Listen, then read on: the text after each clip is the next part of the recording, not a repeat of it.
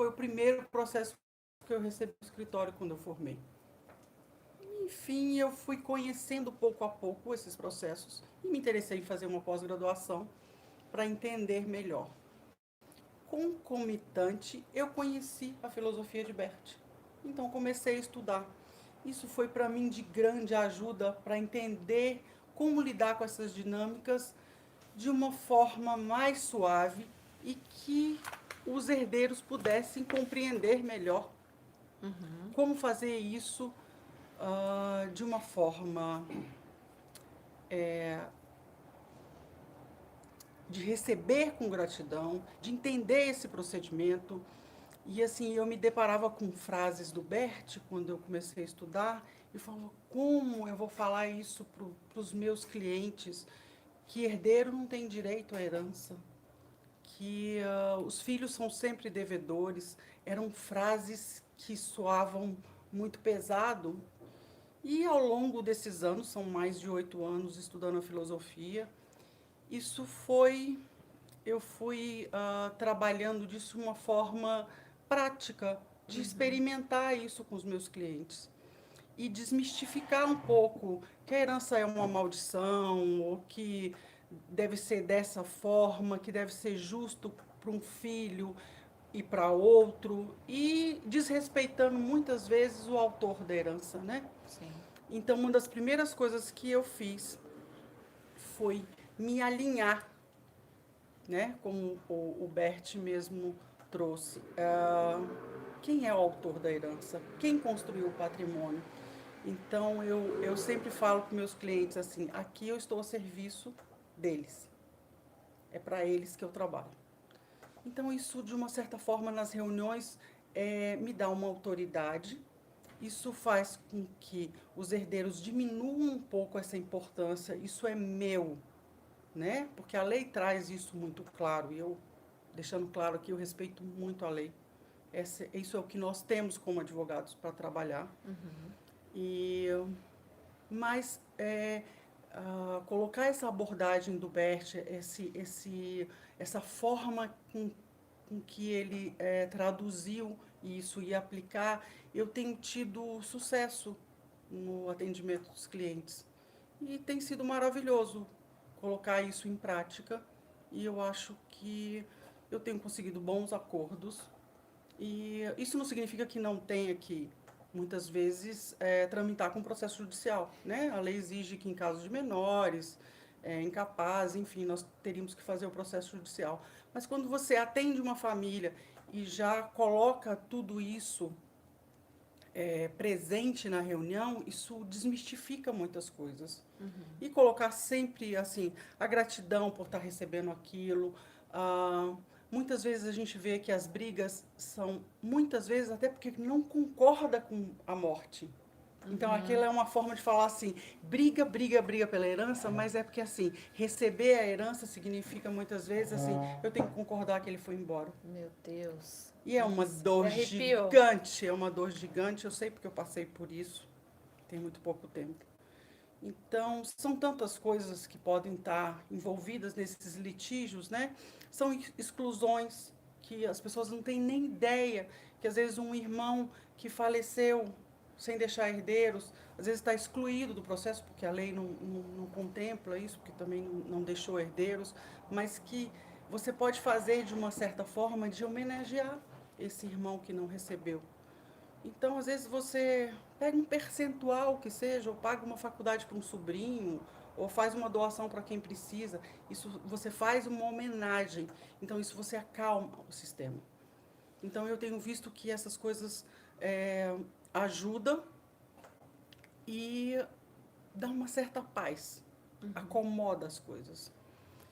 E, enfim, eu tenho colocado em prática, tenho tido sucesso nos acordos, eu faço muito, atendo muito processos que têm terra.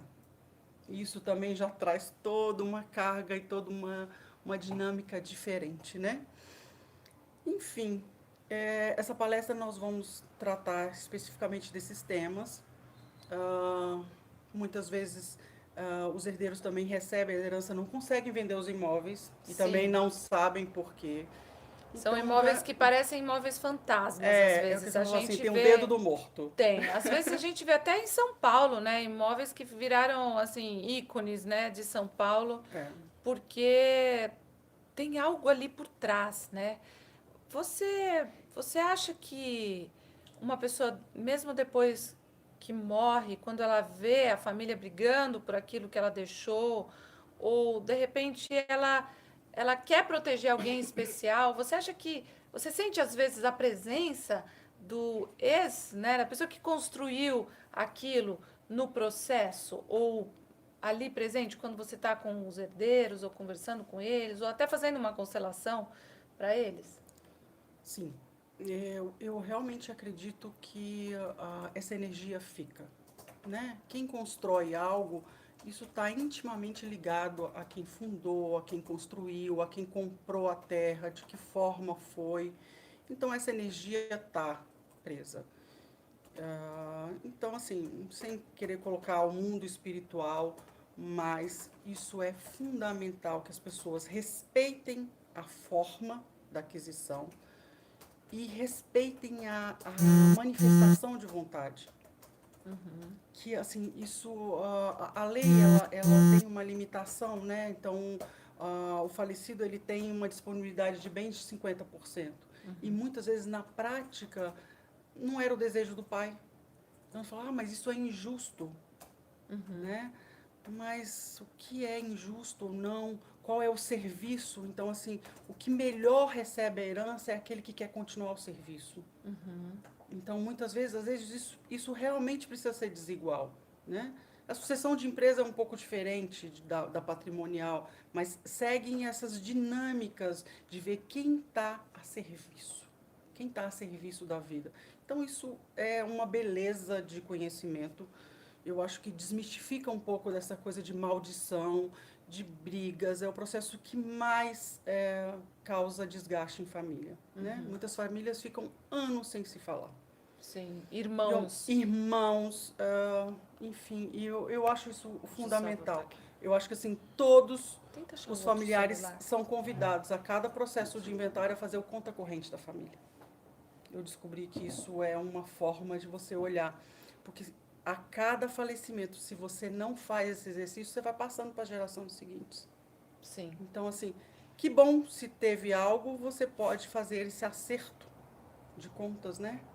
O que você pode fazer para minimizar isso? Sim. Então, esse conhecimento me ajudou bastante a ir até essas famílias, porque eu gosto muito de atender a família na casa. Eu acho que eu consigo entender melhor o contexto, saber da história, enfim, me alinhar com os herdeiros. Eu acho que isso facilita muito o meu trabalho. Vamos ver. Respeitar a forma de aquisição dos patrimônios também. Teve uma pessoa que também perguntou aqui. Eu vou precisar do outro celular, Marcelo, por favor. Senão eu vou ter que sair, vou ter que achar. Tem o outro celular. É que esse meu celular, gente, ele tá com alguma coisa espiritual. Espiritual. Porque ele mexe sozinho. Boa noite. Tem um sucesso Quero na você. partilha de 8 anos, um processo na partilha de 8 anos que eu não consigo vender o imóvel. A vida está parada, não flui. E realmente, quando tem uma herança, parece que às vezes a vida da própria família fica parada, né? Sim, fica presa ali naquele Um momento. processo, né? Com certeza aí tem alguém excluído, que não foi contemplado. E aí a única maneira de fazer com que a família olhe para isso em algum momento trava. Então, grande maioria dos casos tem algum excluído, ou isso não foi feito de uma forma adequada, e aí prende lá. Às vezes você consegue finalizar o processo, mas não consegue vender o imóvel, porque ainda falta algo, ainda falta um passo a mais. Então, isso a gente, atendendo a família, lê às vezes o processo, e você encontra essas senhas. Eu falo assim, que todo processo de inventário tem uma senha. Que E se tem um interessante. irmão que briga, é um espetáculo, porque é nele que você tem que ir. Lá está toda a sua resposta. Sério? Eu acho muito interessante. É esse que eu gosto de investigar. Porque muitas vezes eles não sabem nem por que estão brigando. não tem uma justificativa lógica, Muitas às vezes vezes jurídica, não tem. esse irmão que está brigando pode ser alguém que foi prejudicado, por exemplo, quando uma pessoa, por exemplo, comprou uma casa e ela, na compra dessa casa, de alguma forma, ela desequilibrou a relação de troca financeira com o comprador da casa. Depois, quando essa casa vai para um herdeiro ou para um processo, né, de herança, é, esse filho ou esse irmão, ele pode, com essa raiva, estar identificado com alguém que essa pessoa que comprou essa casa prejudicou. Geralmente, Simone, em aquisição de imóvel, né, eu, como uma advogada, eu gosto muito de pegar a certidão de ônus vintenária, que é que conta a história do imóvel. Então, ali é um resumo de todos os proprietários, de quem comprou de quem. Isso já me dá um mapa de como foi isso. Então, muitas vezes, isso vai passando de dono para dono. Até às vezes chegar no processo de inventário. Quando chega no processo de inventário e às vezes dá briga, e você consegue identificar, bom, vamos começar nas pistas? Como foi adquirido esse imóvel? Como passou de um proprietário para o outro até chegar nesse ponto? Né? Se não tem exclusão dentro da família, a gente vai dando uma olhada nos documentos. É assim que eu gosto de investigar os documentos, até chegar nesse lugar. Porque isso é um exercício maravilhoso para que as pessoas percebam que isso acompanha o imóvel. Eu falo que é quase obrigação própria terreno. A energia vai acompanhando o imóvel até chegar alguém que veja e olhe e vamos resolver, né? Eu fiz um processo, eu terminei tem pouco tempo, era um processo de inventário que tinha terminado há mais de 20 anos e não conseguia vender o imóvel. Precisava finalizar alguns documentos para serem vendidos. E aí a gente vai observar, atende os herdeiros, o que aconteceu. E aí, assim, esse processo foi muito interessante, que eu fui ler o processo já há mais de 20 anos e entender como foi adquirido o imóvel. Então, ali a gente encontra preciosidades que me ajudam na hora de discorrer com o herdeiro. Olha, não foi bem assim, não foi bem dessa forma. Então, aí a gente consegue chegar a uma consciência de libertação. Não, tá certo. Né? Eu falo assim, os advogados servem para ler, né? Sim. Então, eu gosto muito de ver o documento e entender essa dinâmica. E aí, com esse conhecimento, com essa abordagem de Bert, ainda ficou melhor ainda, né? Porque daí a gente traz a ordem, a gente traz o pertencimento, a gente traz toda a grandeza que é essa questão de me alinhar com os falecidos. Porque eles são os verdadeiros donos, né? Sim. Nós, como herdeiros, recebemos isso como uma lembrança, como um presente. Falou algo importante.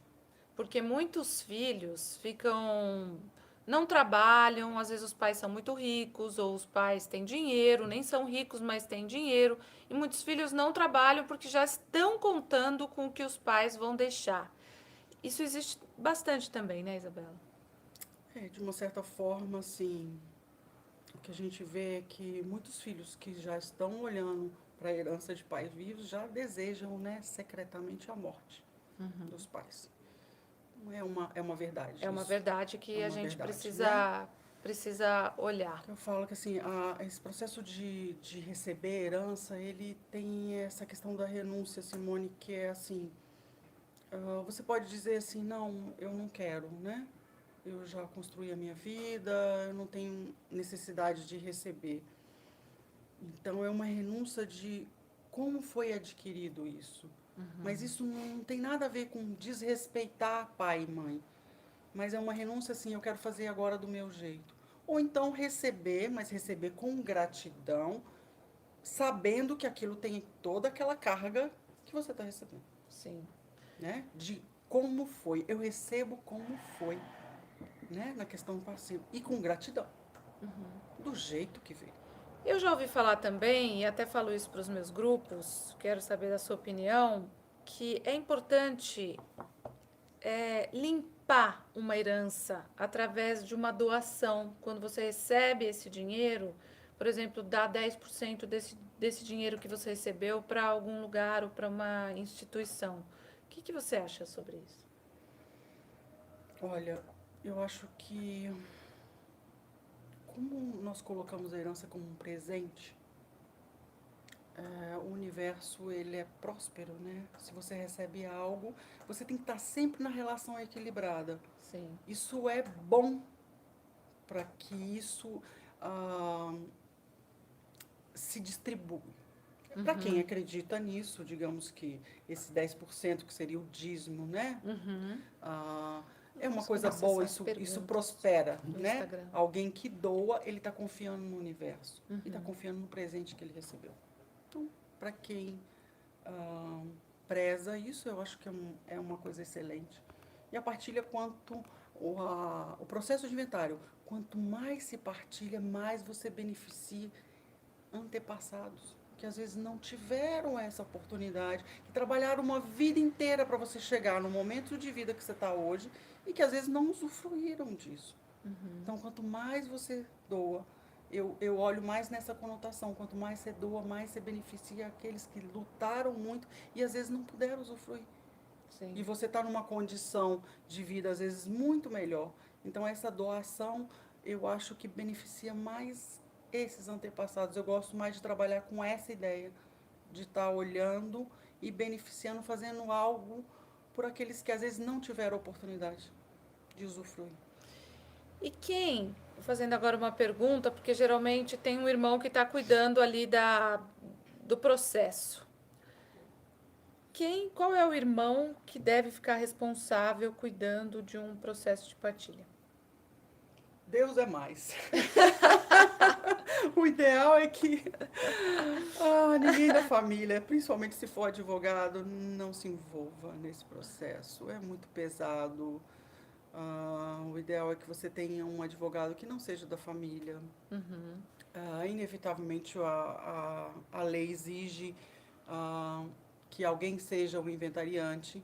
Nossa lei diz que se a esposa estiver viva, ou o herdeiro mais velho, enfim, ela nomina os artigos das pessoas que são os convidados para estarem no cargo de inventariante. Mas como advogado, eu peço a vocês, não façam isso. Né? O ideal é que tenha alguém de fora, que tenha uma visão ampliada, para que vocês tenham sucesso. Não é uma boa coisa, não tem um bom efeito um advogado trabalhar em causas de processo de inventário, principalmente para a família. Isso eu não aconselho, não é uma boa coisa. Não tem um bom efeito. Uma outra pergunta, Isabela, que muita gente faz, tem uma pergunta agora, a pessoa dizendo assim: como fazer quando o patrimônio que fica Maltratado. maltratado, mãe com desafios mentais e com filha me sinto muito mal, mesmo desafios, não quero voltar a morar lá. Deve ser morar no imóvel No que imóvel, a né, mãe que deixou. ficou. Sim. Provavelmente esse imóvel traz aí algum sofrimento, né? Quando a gente vê pessoas com problemas mentais, são pessoas que tiveram muita exclusão, assassinatos, enfim, e o imóvel às vezes traz toda essa carga de sofrimento, né? Às vezes realmente é preciso desistir. Aqui uma pessoa fala: oi meninas, obrigada pelo meninas, gente, já ganhamos a Que noite. beleza, Isabela, né? sábado à noite a gente já ganhou a noite. Não tá achando meninas, Regina? Meninas? A gente, meninas. É minha Não, cunhada, eu gente. concordo com ele. A cunhada não Mas vai eu concordar entendo que eu ele. sou uma menina. É cunhada, a gente já sabe que é. Já vamos começar aqui um trabalho agora. Em Aqui. família, Em né? família. Cunhado. Não, mas ela é. A gente é da mesma idade, né, Regina? Sim, somos moças. Moças. Oi, meninas. Quando o pai exclui um dos filhos da herança, porque essa herança. Deixa eu só ver aqui. Porque essa herança foi construída em outro casamento, como foi excluído deve se posicionar? Bom, pela visão sistêmica, nenhum Eu vou filho tem precisar, direito à herança. porque o meu celular tá acabando. Então eu acho que isso, para os filhos que se sentem excluídos, servem de reflexão. O que eu preciso olhar? Qual é a história? Porque Todos fazem parte. Mas qual é o aprendizado para você que se sente excluído? Qual é a sua relação com o seu pai? Então, assim, eu acho que isso é um questionamento que te leva a uma resposta. Sempre te leva a uma resposta. Agora, você olhar culpando o pai, você não chega a essa resposta, né? Vai ter dinâmicas aí na sua família que vai te convidar a observar essa relação com seu pai. Gente, então, esses e muitos outros assuntos, a gente não vai ficar muito tempo falando sobre isso aqui, porque todos esses assuntos vão ser. Todos não, né? Porque não dá numa palestra fazer Claro. tudo isso, mas ela vai responder muitas questões, vai colocar muitos, muitos exemplos, né, da experiência dela nessa área, inclusive de sucessão, né, de empresas. Então, quando morre o dono de uma empresa, como é que fica? Como é que os filhos ficam para assumir essa empresa? A mãe está viva, enfim. Qual a ordem, né? Qual a Essa ordem? ordem de empresas, ela já é uma ordem um pouco diferente, né? Na realidade, a sucessão de empresa, ela está mais ligada a qual dos herdeiros serve mais. Qual é Sim. que está disposto a servir? Quem está mais a serviço? Né? Ela é um pouco diferente dessa ordem cronológica, né? Que nós colocamos nos processos de inventário. Então, a sucessão de empresa é um pouquinho diferente na questão da ordem. É quem está mais a serviço. Então, essa palestra vai acontecer na quarta-feira agora, dia 3, aqui em São Paulo, na Avenida Paulista, 2200, no térreo, no auditório da Rádio Mundial, que é onde eu trabalho também. Quarta-feira, às 19 horas, o valor de participação é R$ 80. Tem que ligar no 4108-1042, 11, né? 4108-1042, e para vocês terem aí todas as informações. Eu espero que a gente possa voltar com uma outra live também, falando mais sobre esse assunto, e outras palestras e outros workshops vão surgir. Ela também vai fazer uma constelação familiar, que ela vai ver o caso específico lá, para que a gente comece a perceber, gente, que um assunto que a gente empurra com a barriga, sem olhar para uma visão mais ampla, e isso vai ficar para as próximas gerações. Então, é muito importante que a gente tenha uma visão muito séria de uma herança, da aquisição de um bem, da partilha de uma herança, e como fazer isso da melhor forma possível, com respeito a esse presente que nós estamos recebendo e com respeito às pessoas que vão utilizar esse presente. Como ter uma boa herança. Isso, exatamente. Como ter uma boa herança. Uma boa herança. Isabela, super obrigada por você se dispor. A Isabela é de Brasília, ela está aqui em São Paulo, né, nesse final de semana, também trabalhando aqui pela Hellinger Schule. E então ela se dispôs a sábado vir até aqui presentear vocês um pouco com esse conhecimento dela. Então, fica aí o convite, gente. Obrigada, boa noite. Boa noite, Obrigada obrigada, a você, Isabela. Simone. Eu que agradeço. Então, gente, um grande beijo. E uma hora eu vou voltar fazendo a minha live, que eu fiz uma viagem agora, para compartilhar com vocês muitas coisas dessa viagem que eu fiz recentemente, tá bom? Saudade de vocês, um grande beijo.